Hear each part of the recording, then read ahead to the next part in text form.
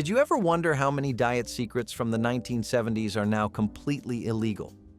Back then, these weight loss methods shaped bathroom cabinets and daily routines without anyone questioning their safety.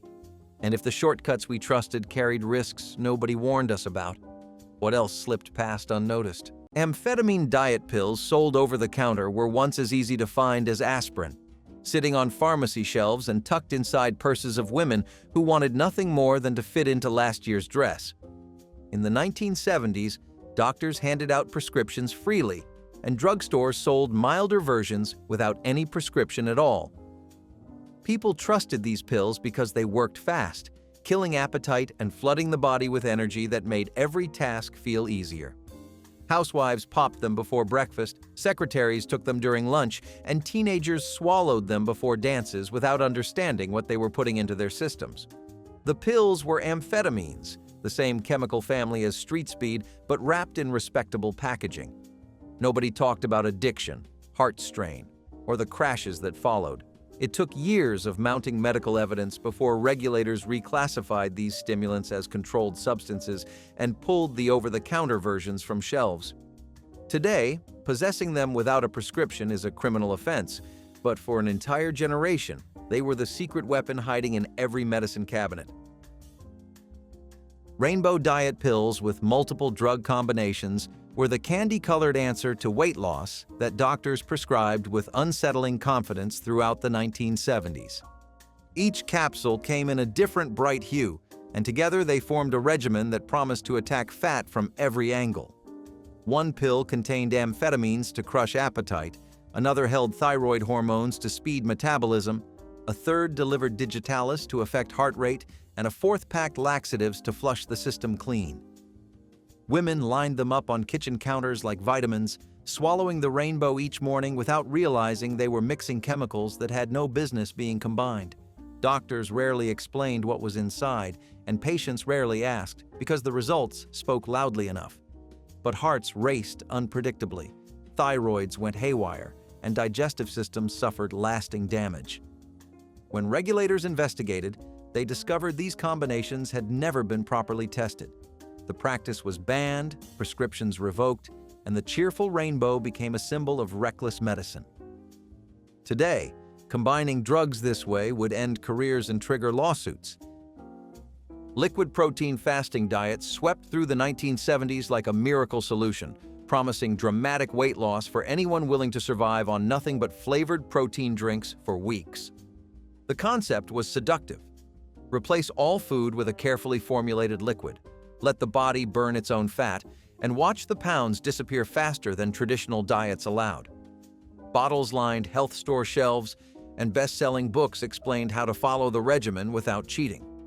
People trusted these programs because they came with scientific explanations and endorsements that made starvation seem sophisticated. What nobody realized was that many of these protein formulas were dangerously incomplete, lacking essential nutrients the heart needed. Dieters who followed the programs faithfully began collapsing from cardiac arrhythmias, their hearts giving out under severe malnutrition disguised as discipline. Dozens of deaths were eventually linked directly to these liquid diets, and regulators moved quickly to ban the most dangerous formulations. The tragedy reshaped how the government oversees diet products, but it came too late for families who lost loved ones. Phenylpropanolamine appetite suppressants sat on drugstore shelves throughout the 1970s, available to anyone who wanted to curb hunger without a prescription. The chemical was marketed under friendly brand names, packaged in cheerful boxes, and advertised as a safe way to take control of overeating. People bought them by the millions, trusting that anything sold so openly must have been tested. Dieters swallowed these pills before meals, during work breaks, and even before bed, believing the ingredient was as harmless as caffeine. What they did not know was that phenylpropanolamine affected blood vessels in ways that could trigger sudden strokes, especially in young women who seemed otherwise healthy. For years, reports trickled in about unexplained hemorrhages and neurological damage, but the connection took time to prove. When researchers confirmed the link, regulators pulled phenylpropanolamine from the market entirely, banning it from diet pills and cold medicines alike. The decision came decades after these products first appeared, leaving countless people wondering whether symptoms they experienced came from something they bought casually. Thyroid hormones prescribed to healthy dieters were one of the strangest medical shortcuts of the 1970s, a practice that now seems almost unbelievable. Doctors discovered that patients with underactive thyroids lost weight rapidly once they started hormone replacement. And somewhere along the way, someone decided to try the same approach on people whose thyroids worked perfectly fine. Prescriptions flowed freely, handed to women who complained about stubborn pounds and men who wanted to trim waistlines without exercise. People swallowed these powerful hormones daily, never realizing they were throwing their endocrine systems into chaos. Hearts beat faster than they should, bones weakened from accelerated calcium loss, and natural thyroid function began shutting down because the body no longer needed to produce its own hormones. The damage often revealed itself years later, long after the dieting stopped. Regulators eventually made it illegal to prescribe thyroid hormones to patients without a legitimate deficiency. But for those who trusted their doctors during the 70s, the consequences sometimes lasted a lifetime. Cyclamate. Artificial sweeteners were everywhere in the 1970s, stirred into coffee cups, baked into diet desserts, and dissolved into beverages marketed to weight-conscious consumers. People trusted cyclamate because it tasted better than saccharin, lacked the bitter aftertaste, and seemed like the perfect solution for anyone wanting sweetness without calories. Families kept packets in their kitchens, restaurants offered them on every table, and food manufacturers loaded their products with the ingredient. Nobody questioned its safety because it had been used for years and seemed completely harmless. But laboratory studies eventually revealed troubling results, showing that cyclamate caused bladder tumors in rats when given in large doses. The findings triggered immediate alarm, and regulators banned the sweetener in 1970, pulling it from shelves almost overnight. People who had consumed it daily suddenly wondered what they had been putting into their bodies and whether the damage might already be done. The ban remains in place today, and for those who lived through the era, cyclamate became a cautionary tale about trusting substances simply because they taste good. HCG hormone injections for weight loss promised something that sounded almost too good to be true. A natural hormone that would melt fat away while dieters survived on just 500 calories a day. In the 1970s, clinics sprang up offering these injections alongside strict eating plans that left patients constantly hungry but convinced they were following a medically supervised miracle. The hormone, human chorionic gonadotropin, is produced during pregnancy and was marketed as a fat-dissolving agent despite no credible evidence supporting the claim. People paid fees for daily injections, believing the hormone was doing something magical while they starved themselves thin. Doctors offering the treatment rarely explained that any weight loss came from extreme calorie restriction, not the injections. When researchers investigated, they found no proof that HCG contributed to weight loss beyond what starvation alone accomplished. Regulators eventually banned the marketing of HCG for diet purposes, declaring the claims fraudulent. Today, selling HCG for weight loss is illegal, but clinics left behind patients who spent fortunes chasing a lie dressed as medicine. Tapeworm diet capsules represented one of the most disturbing weight loss methods that circulated during the 1970s, a practice so unsettling that people today can barely believe it existed. The concept was grimly simple. Swallow a capsule containing a sanitized tapeworm egg, let the parasite hatch inside your digestive system, and allow it to consume a portion of everything you ate. Advertisers promised effortless weight loss because the worm would steal calories before your body could absorb them. People desperate to try anything purchased these capsules through mail order catalogs and questionable practitioners who claimed the parasites were safe. What they discovered was far worse than the weight they hoped to lose. Tapeworms grew unpredictably, sometimes reaching enormous lengths, and migrated through the body causing cysts, organ damage, and severe illness. Removing them required medical intervention that was neither pleasant nor guaranteed. Regulators banned the sale of tapeworm capsules outright, classifying them as dangerous. Today, importing or selling them is a serious offense, But this grotesque shortcut remains one of the darkest chapters in diet history. Dinitrophenol fat-burning pills came from an unlikely source. The chemical was originally used in manufacturing explosives and industrial dyes before someone noticed that workers exposed to it lost weight rapidly. In the 1970s, that observation turned into a dangerous diet trend, with pills containing DNP marketed to people willing to try anything for faster results. The chemical worked by disrupting the way cells produced energy, forcing the body to burn calories as heat instead of storing them as fat. Dieters sweated profusely, felt their body temperatures rise, and watched the scale drop in ways that seemed miraculous.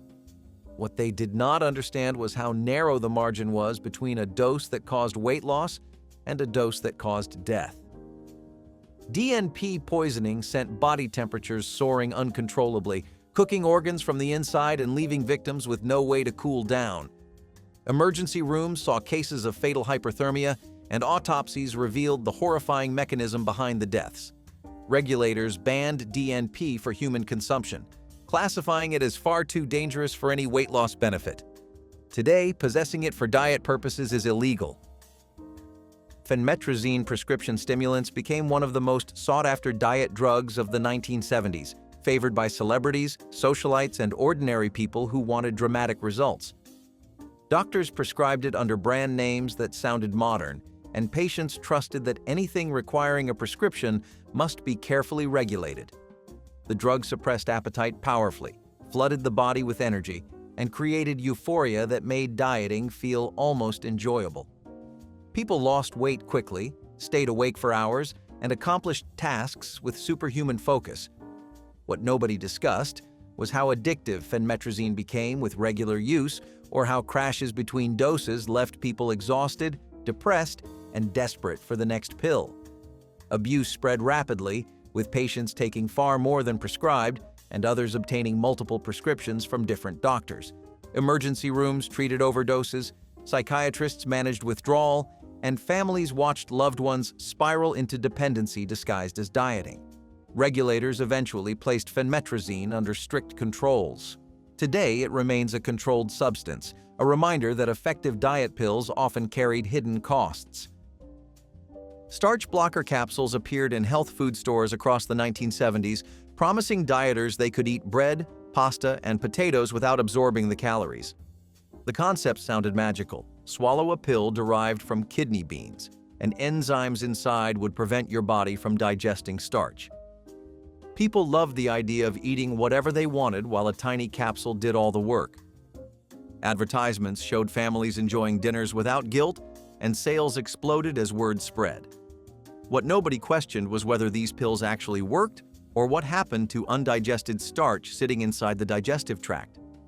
Bloating, cramping, and severe gastrointestinal distress became common complaints among users who trusted labels more than their own bodies. When researchers tested these products, they found the blocking effect was far weaker than advertised and often caused more harm than benefit. Regulators eventually declared the health claims fraudulent and pulled starch blockers from shelves.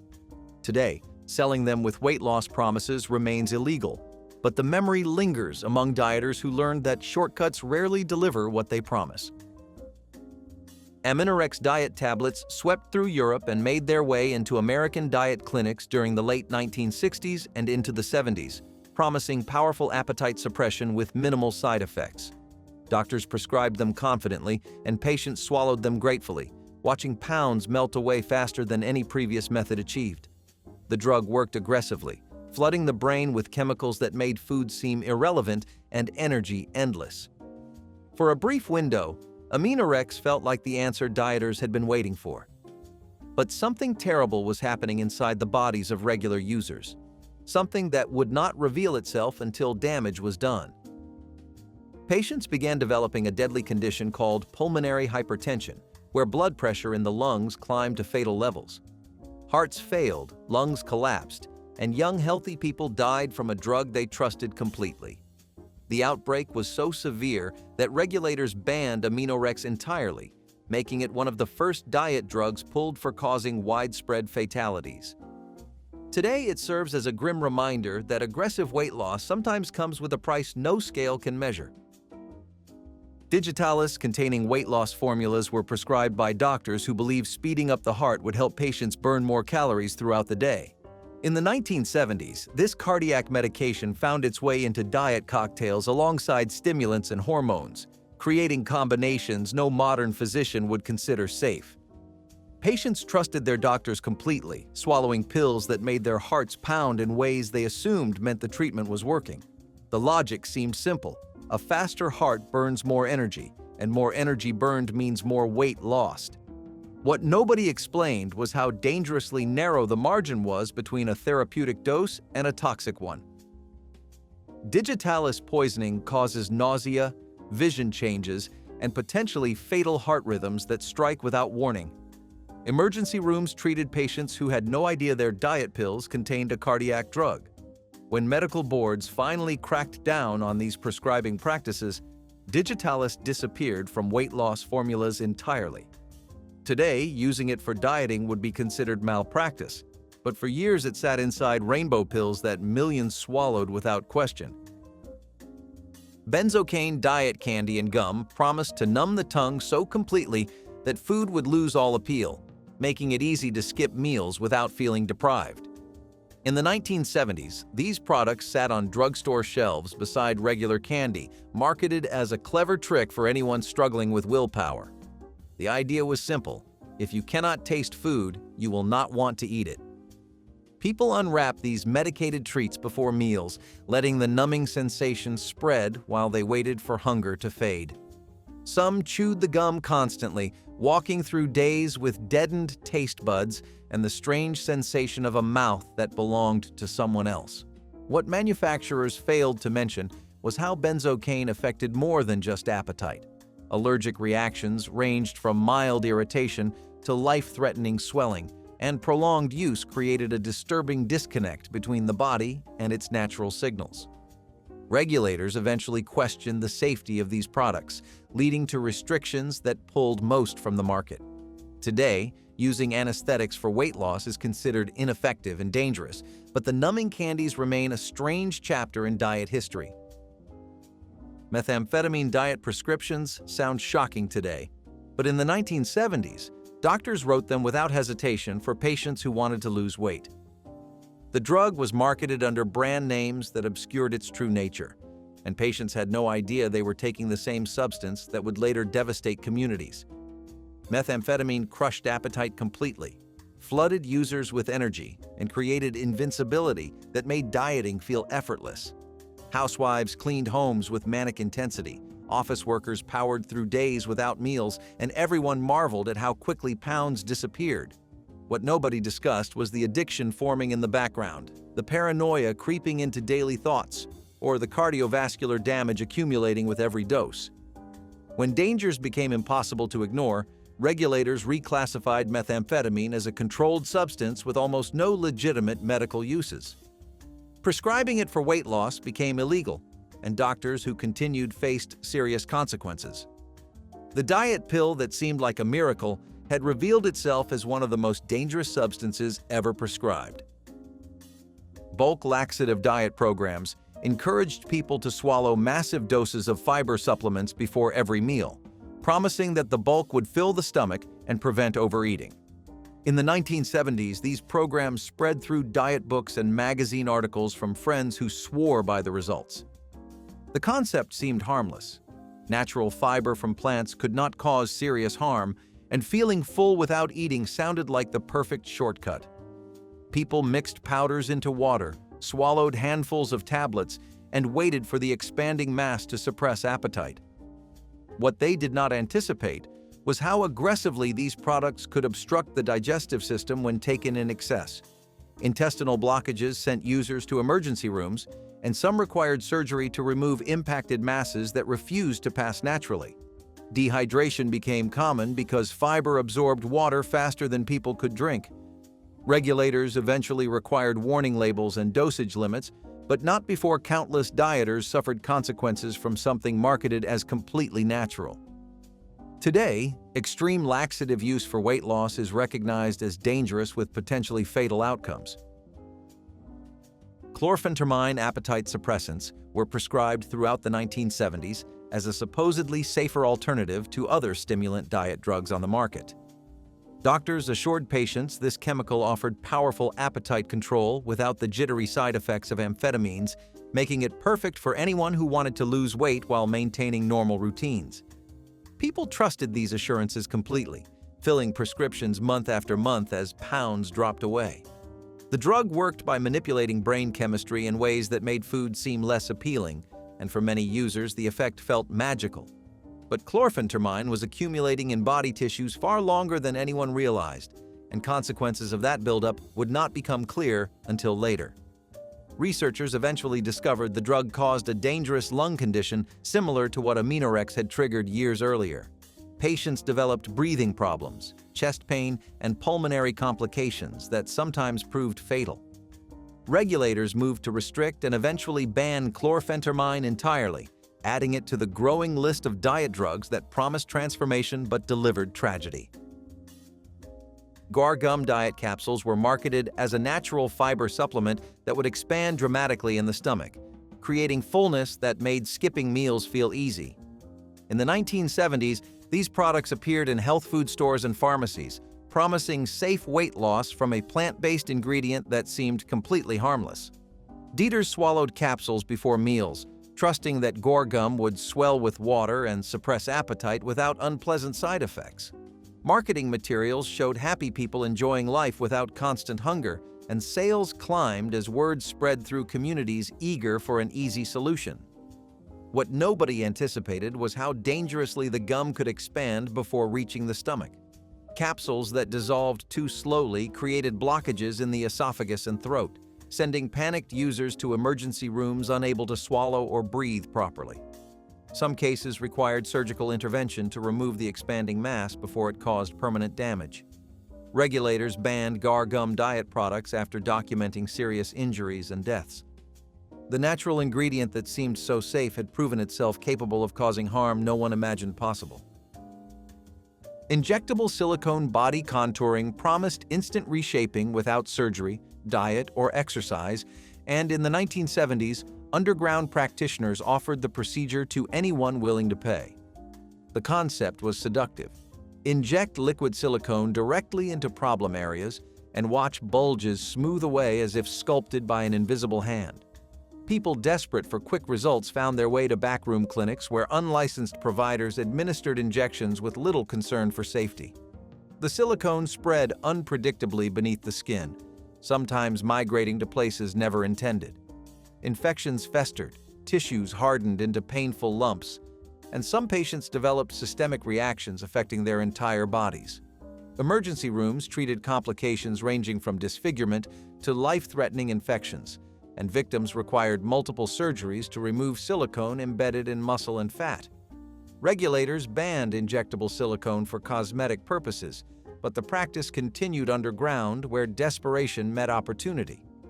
Today, these injections remain illegal and dangerous, yet pursuit of effortless transformation continues, luring people toward risks they do not understand.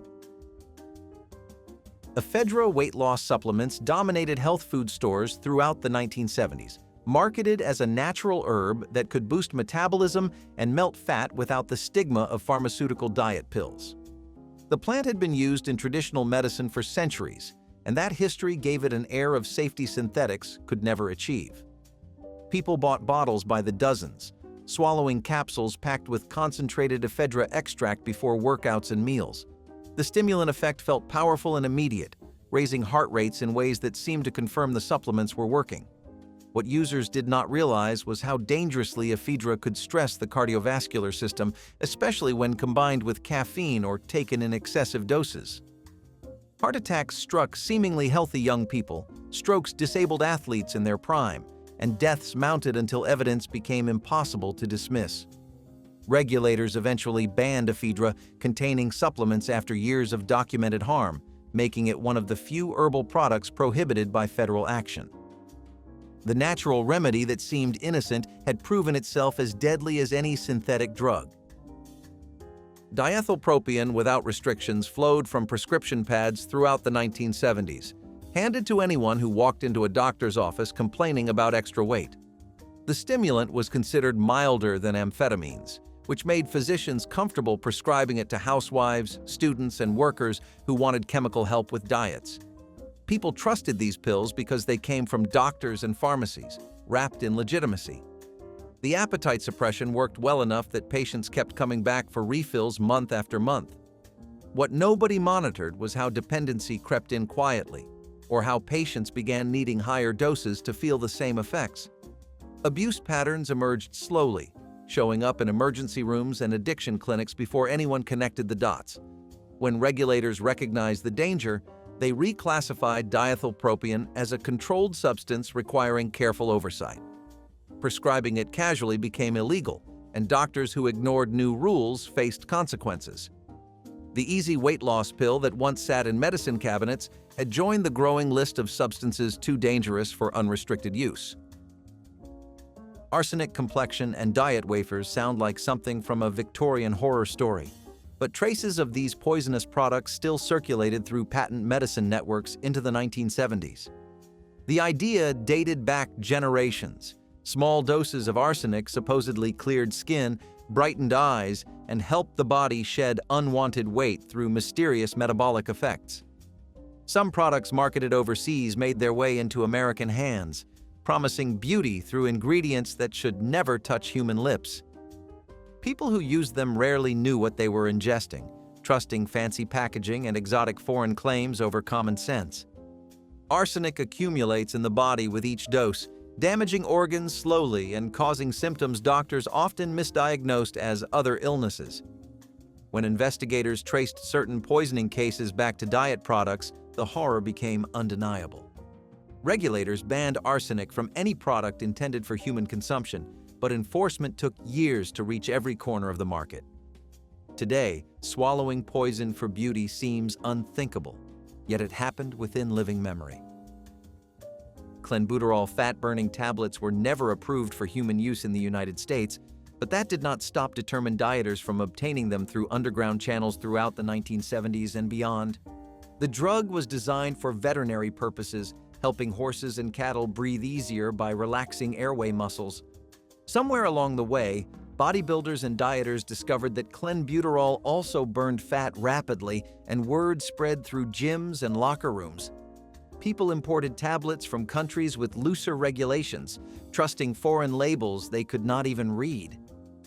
The fat loss was real, but so were the side effects: trembling hands, racing hearts, dangerous drops in potassium levels, and cardiac events that sent users to emergency rooms without warning. Some people died from taking doses that seemed reasonable based on advice passed through informal networks of fellow dieters. Regulators cracked down on imports and sales, making clenbuterol possession for weight loss purposes illegal. The veterinary drug that promised transformation became another example of desperation overriding judgment. Mercury-based diet laxatives carried the weight of centuries of misguided medical tradition into the 1970s, when some older formulations still contained this toxic heavy metal as an active ingredient. The logic was ancient and deeply flawed. Purging the body would cleanse it of impurities and excess weight, and mercury compounds certainly purged with violent efficiency. People who used these products experienced dramatic digestive effects that they interpreted as the treatment working, never suspecting that the metallic taste signaled something far more dangerous than simple cleansing. Mercury poisoning builds slowly, attacking the nervous system, kidneys, and brain in ways that might not become obvious for months or even years. Tremors, memory problems, and personality changes crept into the lives of regular users who had no idea their diet aid was slowly poisoning them. When modern toxicology finally caught up with these old formulations, regulators banned mercury from all internal products. The purgatives that promised purity instead delivered contamination that lingered long after the last dose. Prolintane stimulant diet aids arrived from Europe with promises of clean energy and effortless appetite control, marketed as a sophisticated alternative to the harsher stimulants Americans had grown wary of by the late 1970s. The drug was prescribed for fatigue and weight management in several countries, and that legitimacy made it seem trustworthy to doctors and patients eager for new options. People who took Prolintane felt alert, focused, and completely uninterested in food, which seemed like exactly what Dieters wanted. The pills worked well enough that demand grew quickly, spreading through diet clinics. But Prolintane carried the same risks as other stimulants: cardiovascular strain, psychological dependence, and a pattern of abuse that emerged once patients realized they could not function without it. Reports of adverse events accumulated until regulators in multiple countries moved to restrict or ban the drug entirely. Today, Prolintane is classified as a controlled substance nearly everywhere. Another example of how the search for easy weight loss led millions toward dangers they never anticipated. Puffed rice cakes became the crunchy soundtrack of 1980s dieting, stacked in pantries and carried in purses like edible proof that willpower was winning the battle. Dieters ate them plain, topped them with cottage cheese, and convinced themselves that the airy crunch was satisfying enough to replace real snacks. The calorie count was impressively low, the ingredient list was short, and everything about them screamed healthy choice to anyone watching their weight. What people did not realize was that rice cakes were essentially pure carbohydrate, with almost no protein, fiber, or fat to slow digestion down. The body processed them almost instantly, spiking blood sugar and crashing it just as quickly, leaving Dieters hungrier than they were before they started snacking. That quick spike triggered insulin responses that encouraged fat storage rather than fat burning, turning a seemingly innocent snack into a metabolic trap. People ate them by the sleeve, chasing fullness that never arrived, adding up hundreds of empty calories without even noticing the damage. The crunch felt virtuous, but the hunger that followed felt endless. Sodium benzoate soft drinks in metal cans were the silent experiment no one asked for. The preservative sodium benzoate was widely used to keep sodas fresh and prevent spoilage. It seemed harmless. But when manufacturers began packaging those sodas in aluminum cans, they created an accidental chemistry experiment.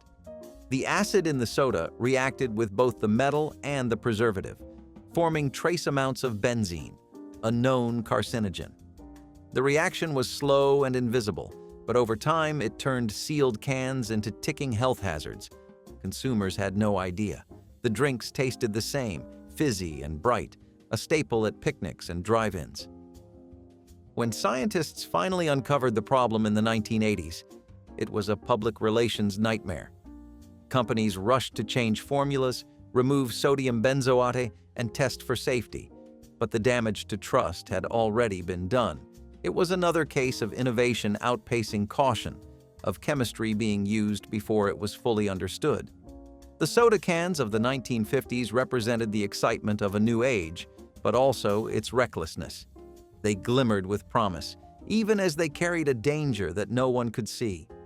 And just like that, something as innocent as a soft drink became another entry in the long list of modern mistakes. Chloral hydrate sleep tonics carried a reputation stretching back to the previous century, and in the 1970s many families still kept bottles tucked away for nights when sleep would not come. Doctors prescribed it casually, viewing it as a gentle solution for patients needing help drifting off. The liquid had a sharp taste that people swallowed quickly, chasing it with water to mask the burn. It worked fast, pulling users into a heavy sleep that felt almost too deep to be natural.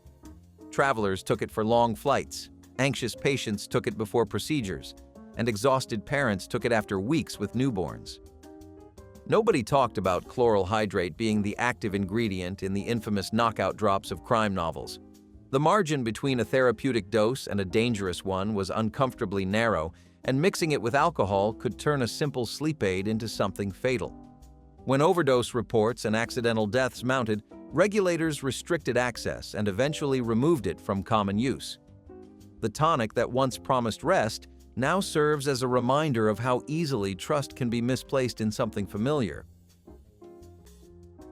Paregoric drops for teething babies were something grandmothers swore by, a thick, brownish liquid that seemed to calm fussy infants almost instantly.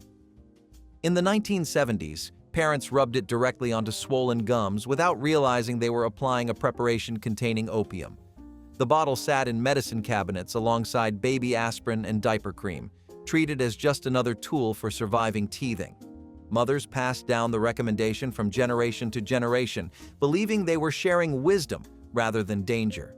Babies who had been crying for hours would suddenly grow quiet, their little faces relaxing into peaceful sleep.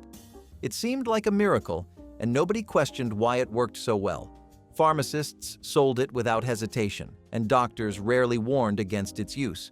But opium does not belong anywhere near an infant, and the risks of respiratory depression and overdose were far greater than anyone understood. When regulators examined the evidence, paregoric was pulled from availability and eventually banned for pediatric use entirely. The drops that once soothed countless babies now stand as a reminder of how dangerous substances hid behind tradition. Back in the 1970s, a strange panic swept the candy aisle: the disappearance of red M&Ms. The culprit was red dye number 2, a synthetic coloring agent suspected of being carcinogenic. Mars pulled the red candies entirely, even though the specific dye was never used in M&Ms to begin with. Still, perception was stronger than fact. The empty red spaces in the bag made the other colors feel lonelier, like a rainbow missing its heart. Parents whispered warnings while kids traded rumors about the candy that could supposedly kill you. For almost a decade, the world's favorite chocolate candy had no red pieces. Kids traded theories on playgrounds and stared at colorless handfuls, wondering what was so dangerous about red. When red M&Ms finally returned with a new formula, it felt like a national celebration. People did not just get a color back, they got a piece of the past restored. It is funny how something so small could symbolize trust, fear, and nostalgia all at once. Today, that red candy means something different. It is a tiny reminder of how our food and our fears often share the same shade. Darvon painkillers were among the most prescribed medications in America, handed out for everything from headaches to minor injuries to the dull aches of aging. In the 1970s, doctors viewed these pills as a safe step between aspirin and stronger narcotics, perfect for patients who needed more but not the stigma of heavier drugs. Families kept bottles in medicine cabinets, reaching for them whenever pain interrupted routines. The pills seemed modern and reliable, backed by a company that promised effectiveness without serious side effects. Patients trusted them completely, swallowing doses before work, after surgery, or during recovery without any sense of risk. But Darvon had a dangerous secret hiding inside its chemistry. The drug could cause fatal heart rhythm disturbances, especially in patients who took slightly more than prescribed or mixed it with other medications. Reports of sudden deaths accumulated quietly for years before regulators took notice. When the evidence became undeniable, Darvon was pulled from the market, leaving behind a legacy of questions about how something so trusted could have been so dangerous. Unlimited salt shakers on cafeteria tables were as common as napkin dispensers, sitting within arm's reach of every student who wanted to season their food without restriction. Kids grabbed them instinctively, shaking white crystals across mashed potatoes, green beans, and anything else that seemed too bland. No one monitored how much sodium poured out, and no one worried about health consequences hiding in each generous shake. It felt like freedom, like being trusted to make your own choices about how food should taste. Some children turned it into a game, competing to see who could pile the most salt onto a single tray. Lunch aides rarely intervened because seasoning food seemed harmless compared to other mischief students could cause. But those tiny shakers added up.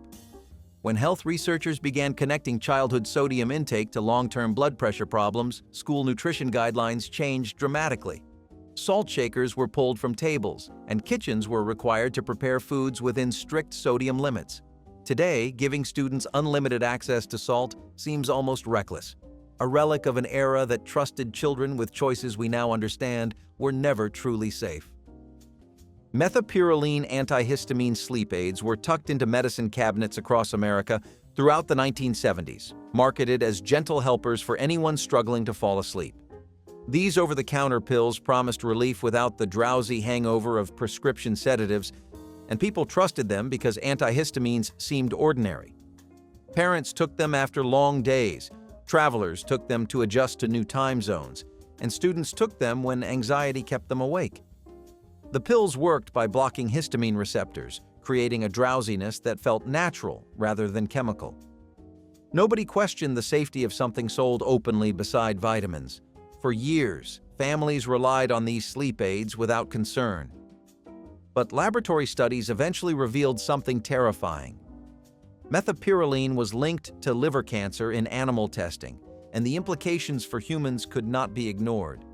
Regulators acted swiftly, pulling products from shelves and forcing companies to reformulate nighttime remedies.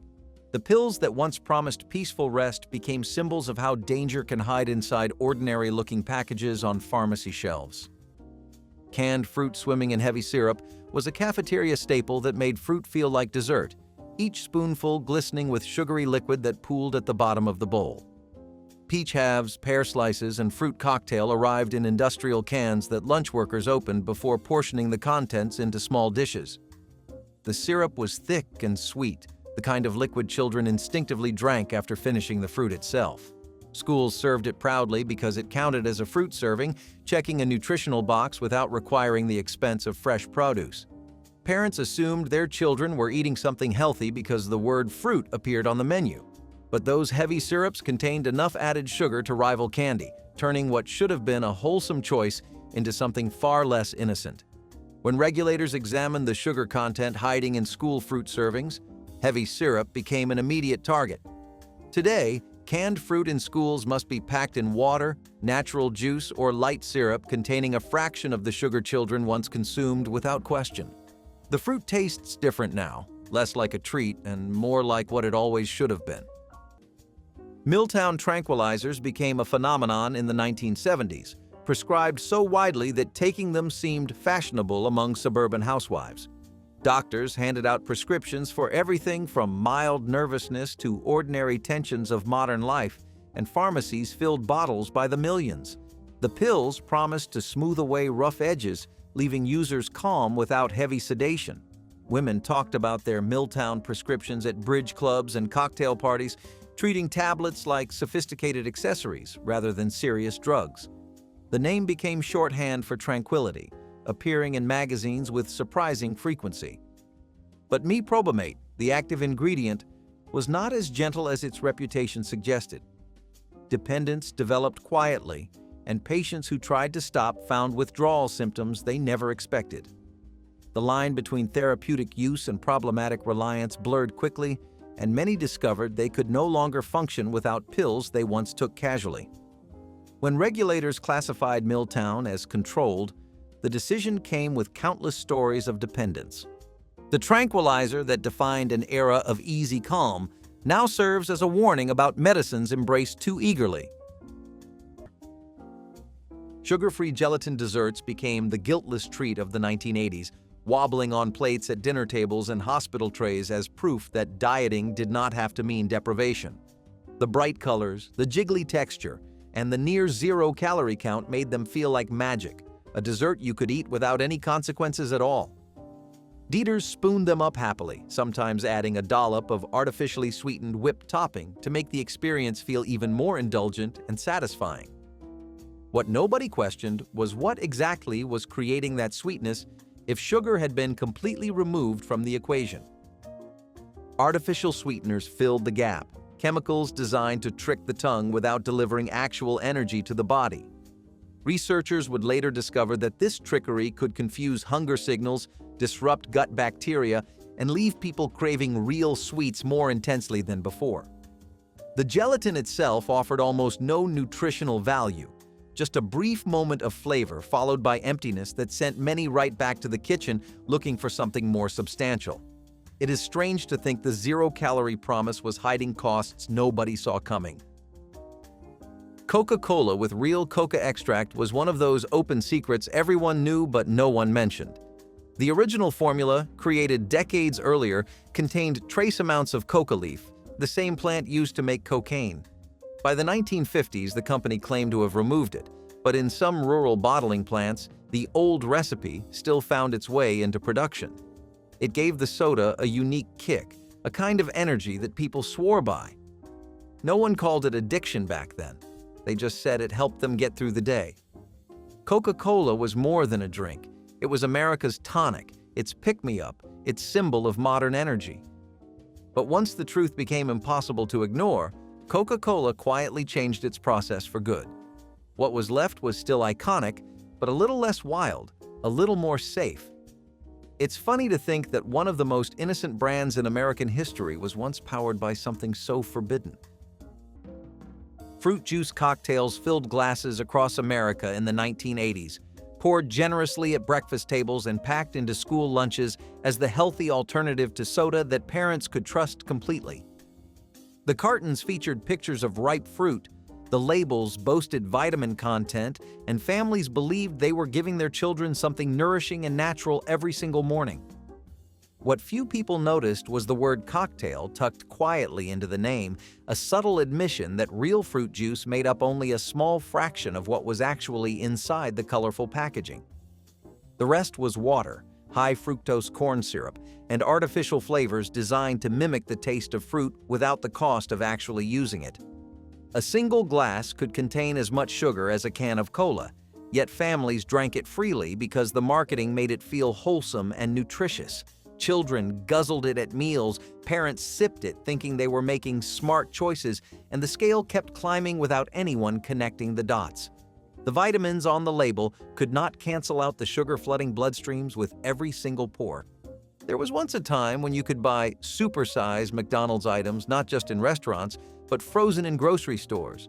Burgers, fries, and breakfast sandwiches packaged for the home promised that same fast food flavor anytime, anywhere.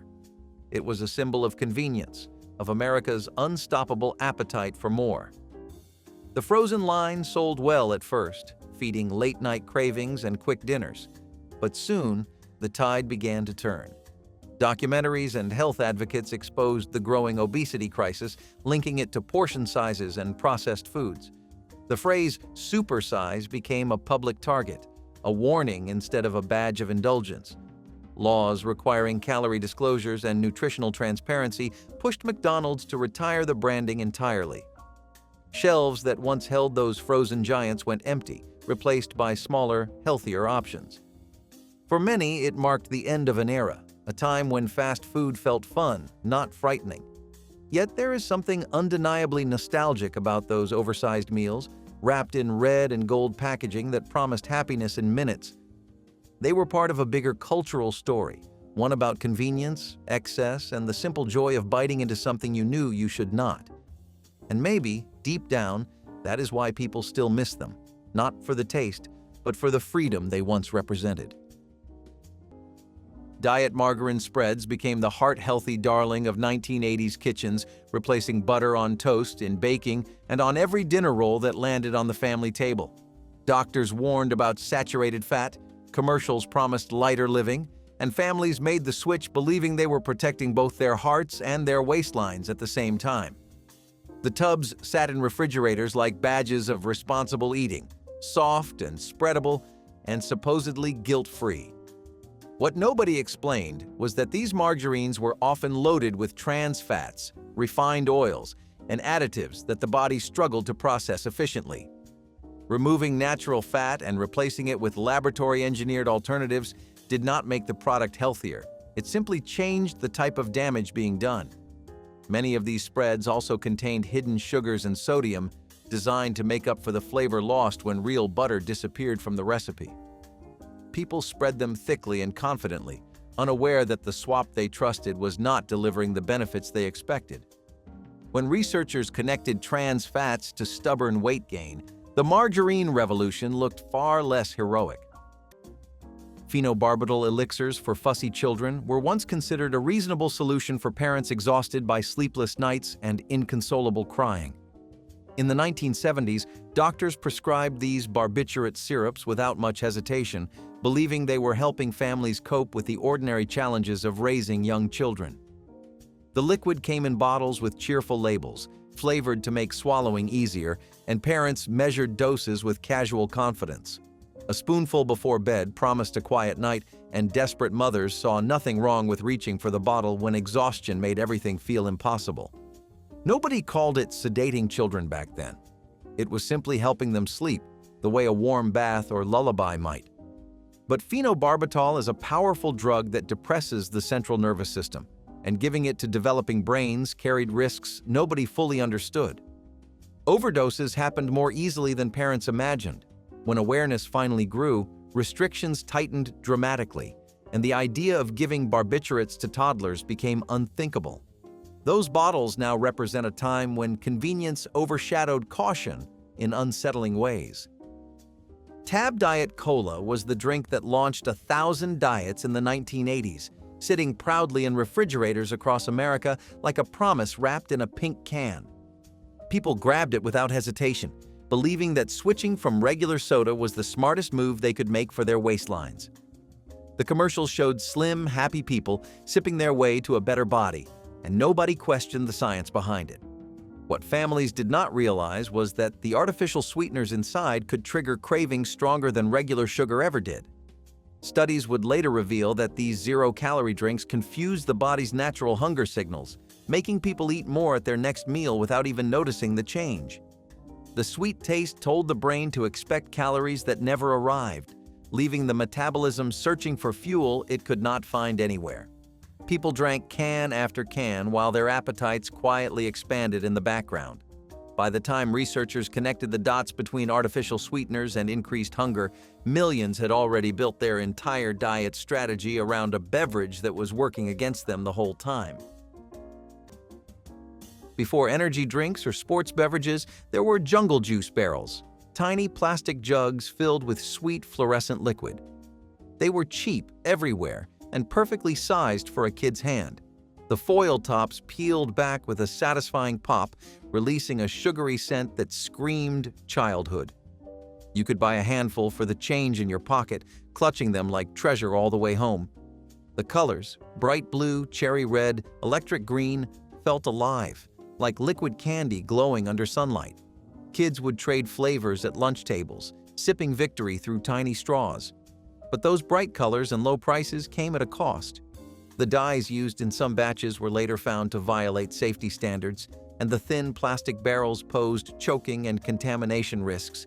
The Food and Drug Administration cracked down, and the barrels disappeared from stores. Still, everyone who grew up in the 90s remembers seeing them stacked in pyramids at grocery entrances, 5 for $1, glowing like treasure. It was the drink of summer camps, playgrounds, and birthday parties.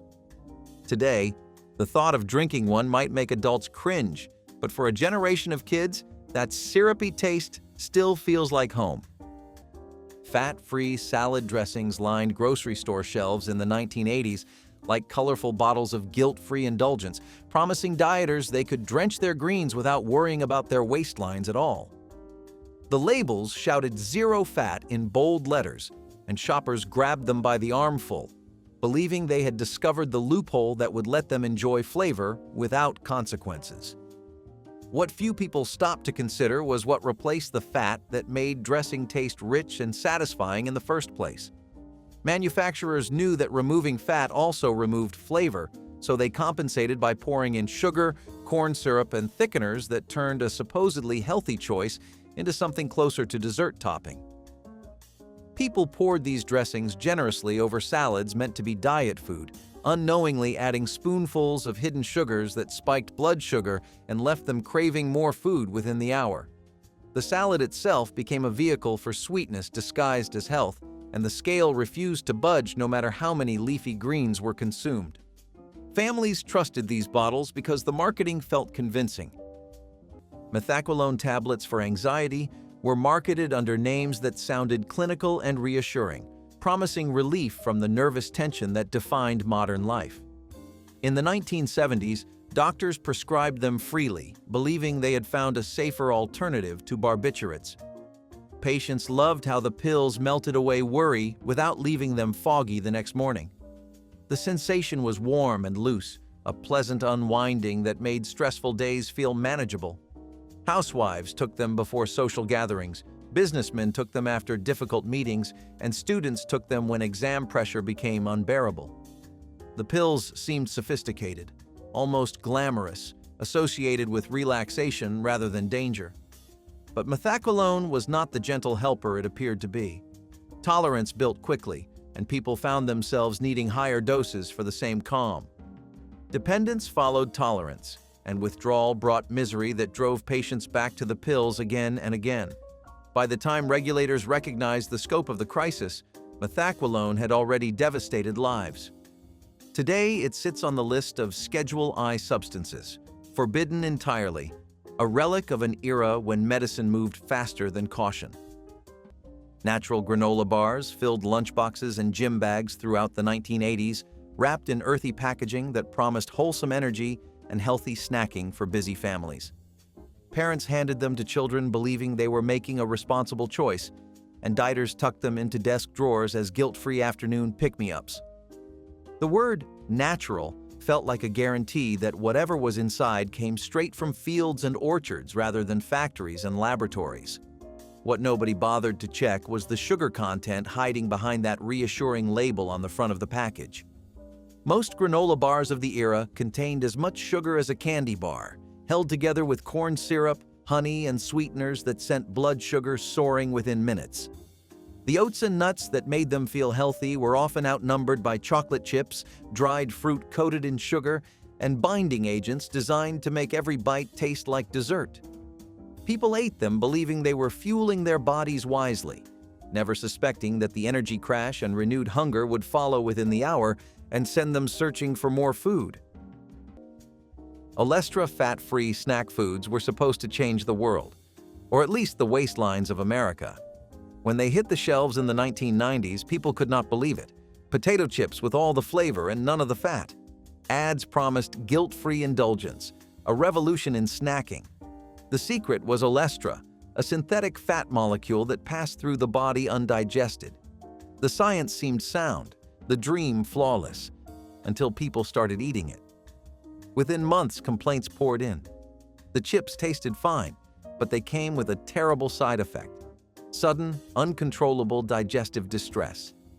The phrase anal leakage became an unintentional part of pop culture. Consumers were horrified, and late-night comedians had a field day.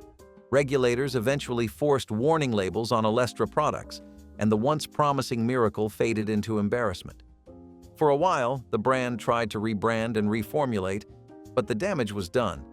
People no longer trusted any food that claimed to cheat nature. The shelves emptied, and the name Olestra joined the long list of scientific missteps dressed up as progress. It was the perfect lesson of the modern food age. You can outsmart fat, but not the body. Lean cuisine frozen dinners arrived in the 1980s like a revolution wrapped in a cardboard sleeve, promising busy families a way to eat smart without sacrificing convenience or taste. The portions were small, the calorie counts were printed in bold, and every box felt like a ticket to a thinner future waiting just around the corner. People stacked their freezers with these sleek little trays, believing that portion control was the ultimate secret to weight loss. What nobody questioned was whether those tiny servings actually satisfied anyone long enough to avoid eating again an hour later. The meals were engineered to hit a calorie target, not to provide lasting fullness, and the ingredients often leaned heavily on refined carbohydrates that spiked blood sugar and crashed it just as quickly. Dieters finished their 300-calorie dinner, felt virtuous for about 20 minutes, and then found themselves standing in front of the refrigerator again, wondering why they were still so hungry. The cycle repeated night after night, turning what seemed like disciplined eating into constant snacking that added up faster than anyone realized at the time. Those shiny silver balls that once sparkled on Christmas cookies were more than decoration.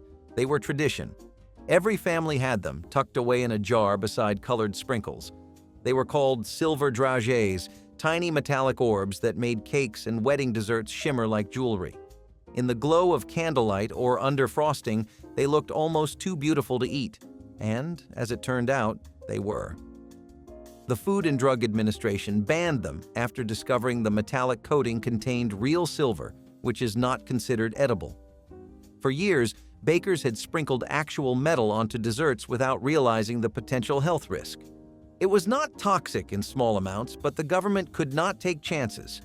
By the early 2000s, the silver balls disappeared from American stores, relegated to "for decoration only" status.